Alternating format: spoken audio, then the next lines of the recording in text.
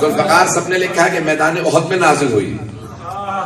میدان احد سب کے ذہنوں میں ہے کہ میدان احد کے اندر ذوالفقار نازل ہوئی ہے. جب کسی مردود شیطان مردود، یہی کہا ہے صحابہ نے، تو ایک شیطان مردود نے نعرہ لگایا مات محمد، سب بھاگنے لگے. میں کہتا ہوں کہ جس نے بھی نعرہ لگایا تھا شیطان ہی تھا.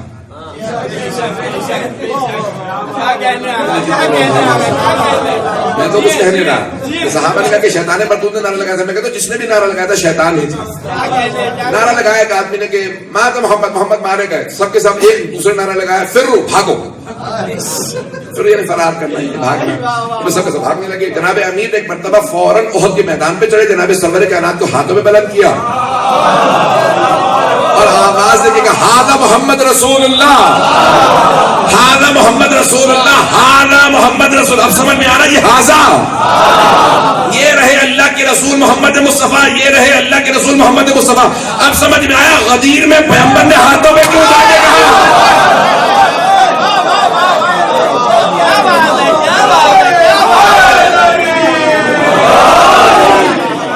جو ہے میرے ساتھ.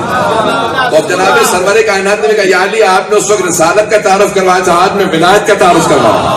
اور آپ نے بھی کہا تھا ہاذا، وہاں پہ اشارہ. میں بھی کہہ رہا ہوں من کنت مولا فہذا، علی کیوں مولا، جس کا میں مولا ہوں اس کا علی مولا ہے.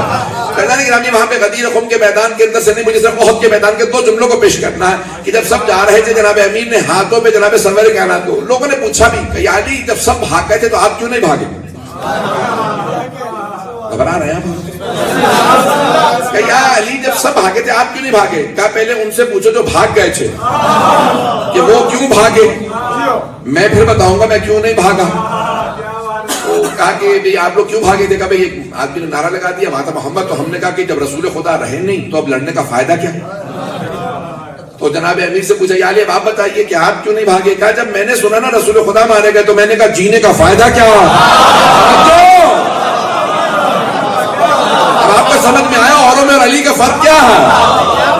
جناب امیر نے کہا کہ جناب سرور کائنات اگر ان کی شہادت ہوگی تو اب جینے کا فائدہ نہیں، تو آپ ڈٹے رہے میدان میں. ایک مرتبہ سرور کائنات تو ابھی میں خود جا کے پہاڑ پہ چڑھ کے دیکھ کے آیا ہوں کہ احد کے پہاڑ پہ روایات میں تھا کہ ایک مرتبہ پہاڑ کھلا اور جناب امیر نے سرور کائنات کو وہاں پہ کھڑا کر دیا کہ بھئی یہاں پہ حفاظت رہے، کوئی ایسا نہ ہو کہ کوئی آگے بڑھ کے شہید کر دے. تو میں گیا دیکھنے کے لیے، تو یقین مانی آج بھی پہاڑ میں فاصلہ ہے اور ادھر کا حصہ ادھر سے دیکھے تو لگتا ہے کہ یہ جدا ہوا ہے، جہاں پہ جناب پتہ نہیں توجہ ہے.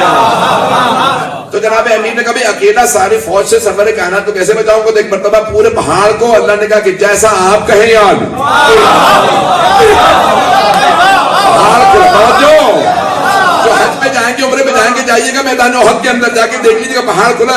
وہاں پہ ایک مرتبہ سرور کائنات کو کھڑا کیا جناب امیر نے پوری فوج کا اکیلے مقابلہ کیا. ہاتھ میں لوہے کی تلوار تھی، ساری فوج ایک طرف تھی، جناب امیر کی ایک لوہے کی تلوار. لوہے کی تلوار کے اندر اتنی طاقت نہیں تھی کہ ساری فوج کو روک سکے، علی کے بازو میں طاقت تھی.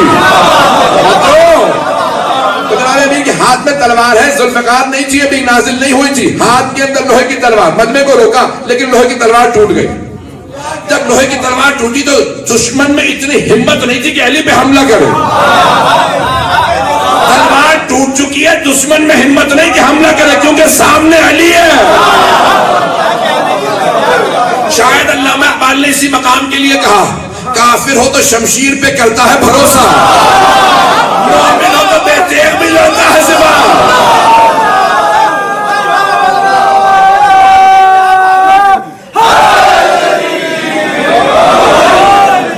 میرے ساتھ جناب امیر نے ایک مرتبہ مقابلہ کیا، تلوار ٹوٹ چکی لیکن مجمع رک جاتا، پوری کی پوری فوج رک جاتی. جناب امیر نے ایک مرتبہ سر اٹھا کے سرور کائنات کو دیکھا، کہا یا رسول اللہ میری تلوار ٹوٹ گئی. اور جناب حبیب خدا نے ایک کھجور کے درخت کی ٹہنی کو توڑ کے جناب امیر کی طرف پھینکا، کہا یا علی اس سے مقابلہ کیجئے. کوئی اور ہوتا تو کہتا یا رسول اللہ ان کی لوہے کی تلواریں. یہ اور کھجور آپ دیکھتے ہیں کہ لکڑی بھی نہیں ہوتی، چھال کی طرح سے ہوتی، بہت نرم ہوتی ہے. کہا میں اس سے کیسے مقابلہ کروں، رکھا وہ ٹوٹ گئی. دوسری مرتبہ پھر اسی سے مقابلہ کیا. تیسری مرتبہ جب ٹہنی ٹوٹی تو ایک مرتبہ اللہ نے کہا رحمت پروردگار کو جلانا ہے، جلال خدا کو جلانا. وہاں سے کہا جبرائیل جنت سے ذوالفقار لے اور جا کے علی کے ہاتھ میں دے دے. وہاں سے جناب جبرائیل چلے اور قصیدہ پڑھتے جا رہے تھے لا فتح الا علی.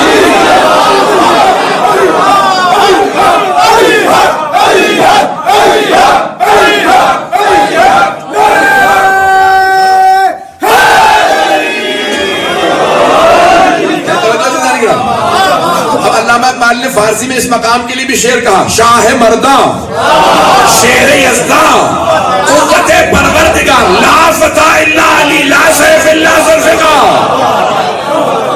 تو بہت سے لوگوں نے کہا کہ نہیں وہ تلوار تھی جو حق و باطل میں تمیز کرتی تھی۔ ٹھیک ہے تلوار خاص تھی لیکن خاص تحفے خاص لوگوں کے لیے ہوتے ہیں۔ پتہ نہیں بات پہنچ رہی ہے نا؟